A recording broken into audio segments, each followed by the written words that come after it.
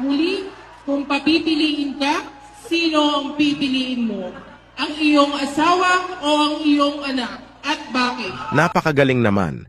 Ng pagkakasagot ng isang contestant na ito, talagang napasigaw lahat ng mga nanonood dahil napahanga sila sa magandang pagkaka-explain nito. Panoorin natin ang buong pangyayari. Magandang hapon po sa ating lahat. So para po sa akin, or technically, alam ko po na ang lahat ng nandirito, or karamihan ng nandirito, ang pipiliin nila ay ang kanilang mga anak. Tama po ba? Pero ako po hindi. Ang pipiliin ko po ay ang aking asawa. Bakit po? Bago po ako naging ina, ako po muna ay naging asawa. At nagkaroon po ako ng mga anak dahil sa asawa ko. At darating ang panahon na ang aking pong mga anak ay hihingin nila ang kanilang kalayaan at bubuo sila ng sarili nilang pamilya. Walang maiiwan kundi ako at ang aking asawa.